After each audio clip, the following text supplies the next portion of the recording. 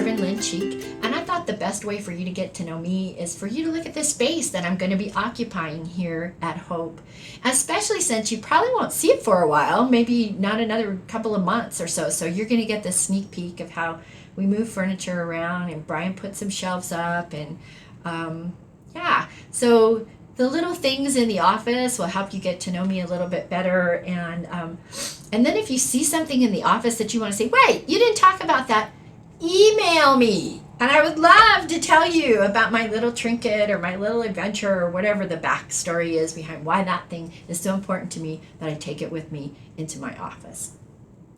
So first, before we start looking at everything, I just want to say maybe what you don't already know is Brian is my husband. We've been living here since 1992. It's been a long time. We've been married since 1991. So we went bam, bam, bam. We met in 1990. We got married in 1991. And in 1992, we were in Colorado. And then we went, okay, we're going to rest for a little while. And we've been resting ever since. So we love it here. We consider it home.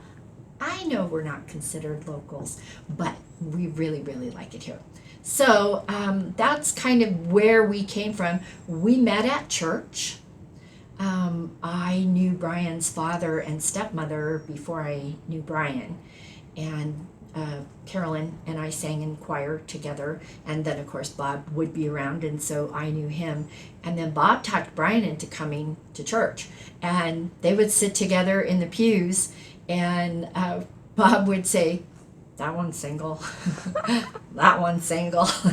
And as Brian tells the story, when Bob pointed to me and said, that one's single, Brian said, huh. And then I invited him to come to the Bible study that I had organized, and the rest is history, as they say.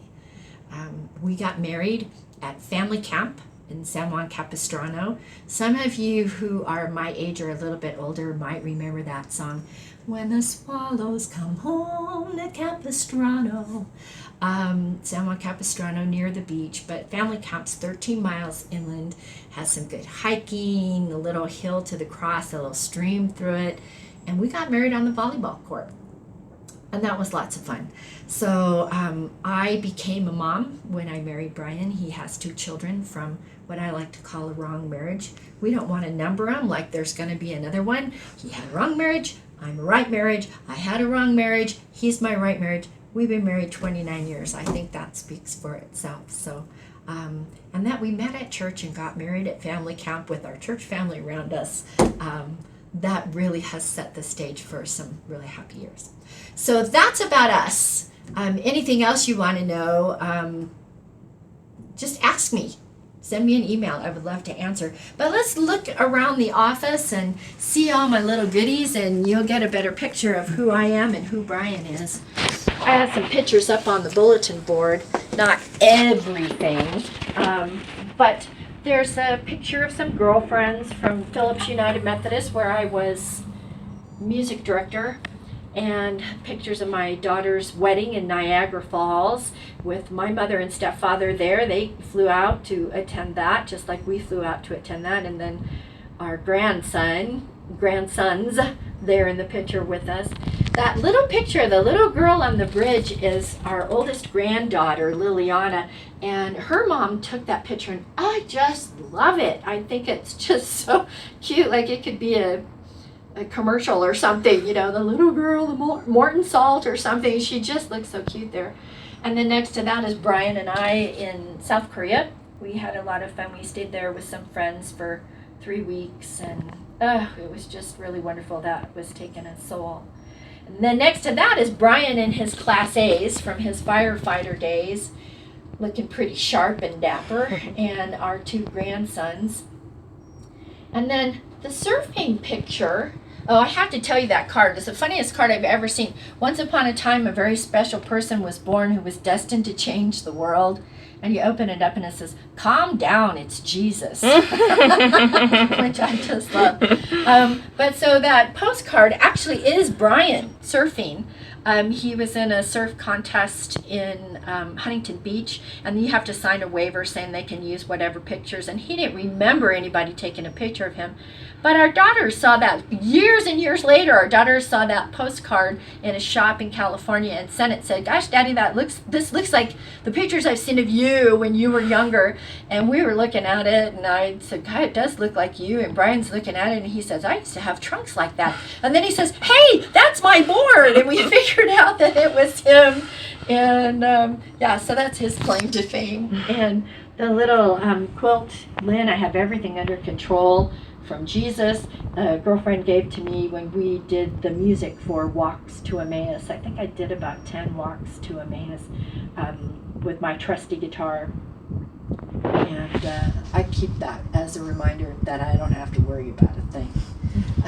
The picture up on the wall, the handiwork, is by a Vietnamese woman who was a refugee from Vietnam and came in with flying tigers way back in the 70s, and from my church in California, Hawthorne United Methodist Church, and they had that program, and one of my friend's mothers helped with the family, and she did that. Isn't that beautiful? I just love it.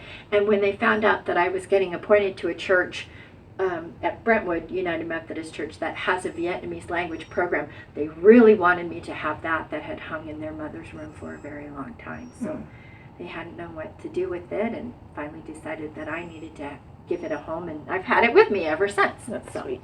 And then all my books, which I love reading, I love books, and I know that makes me a dinosaur. Pastor Paul has said he loves books too. But seriously, I don't just read them and put them on the shelf. I read them, I pore over them, I look at them again and again, I mark the pages so that I can go back and pick up quotes. And I took back about 4 boxes of books that I had to cull out of this. But downsizing is not easy. And this beautiful wall hanging that a woman handmade, did the artwork on the fabric. It's just amazing. And then Brian made my stole holder, got that piece of wood from the Hobby Lobby and painted it and drilled it and got the pegs into it so I'd have a place to hang my stoles. And then just these are my my shingles, my credentials, so you know I'm legit. But the one in the middle is one that I just think is amazing. I wish I could remember the name of the man who gave that to me upon my ordination. That traces my ordination all the way back to John Wesley, and he gave them to everyone who was ordained, and I think he had been doing that for a very long time. So God bless you, whoever you are. That was such a gift. Just really amazing. And my other little Vietnamese piece of work from a friend at Brentwood United Methodist Church who made that, she said, in just a few minutes. Just whipped it up. Yeah, just whipped it out. Little Christmas ornament. And then this beaded was a gift from a Native American friend at Good Shepherd United Methodist, that she gave this to me as a parting gift. And so I like being able to look at it and remember her. And more works of art, and whoever picked out this furniture did a marvelous job. Such a good job. And the rug and the pillows, and it all just works. But this painting was done by a next door neighbor of ours in Littleton. God rest her soul. She had not finished it. The spire had not been painted, and I saw it, and I thought it was wonderful, and she really wasn't feeling it. And I said, "You have to finish it, Alicia. You have to finish it." And so she finally did finish it. She put a spire on it, but said, of course, she didn't have the paints that she started out with it, because she gave it to me, I think it was in 98, and she had started it in 92, so anyway. I'm sure the paint's dried by then. Yeah, she said she had to use a different color, but I just absolutely loved it and like to keep it, because in my mind it's an abbey. That might not have a cross on the steeple, but it's a religious, it looks like a religious building. Yeah, so the picture on the top, that's real baseball leather, making that cross from a friend who knows how much I love baseball. And another Vietnamese handiwork. Those little pieces of paper are just each point is an individually folded piece of paper that just fits down onto the one underneath it. It's just amazing. And they just whip that out too really fast. And then my pastor's clock, which I'm really sorry to tell you, Leah Beth, we are in the hour of rebuking. So I'll stay silent and you go ahead and rebuke me if you want to. That's okay. The picture of the woman, I have to brag on Brian just a little bit. He's a really good artist. And I was doing a sermon on obedience.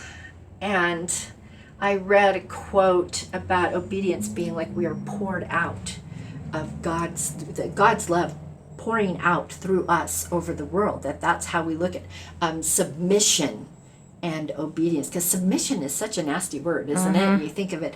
But if you think of submission with that graphic in your mind, it really is quite a beautiful thing. And in the urn is not someone's actual ashes. Those are ashes that I used for Ash Wednesday from the Palms, from last Palm Sunday. So I keep them. And just other beautiful pottery from Karen Bueno from Good Shepherd that she just loves throwing pots and making these beautiful things. And the ones on the bottom I collected, those came from Brentwood, and I think one of them actually even came from Warren United Methodist. And then my walking stick that I got at the Denver American Indian Festival. I haven't actually ever used it for walking, but I keep it in case I need it. You know what that means. It is the hour of rebuking. So you never know, right? You never know when you're going to need it. And then someday I'll get a filing cabinet in here and we'll put some pretty beautiful quilt from India, and yeah, all these wonderful things that I have kept with me. And these chairs here, I'm going to put these back, are waiting for you to come visit me as soon as the church is open. I don't mean over. I mean open, that you can come and sit here. But now you've seen it, so you know how I've kind of dug myself in here and am ready to do work, and am really happy to be doing work with you, to be doing ministry in this community. Thank you, and thanks for all of you for giving me such a good welcome, and we are having so much fun on those Zoom calls. Really good. So I'll be seeing you around.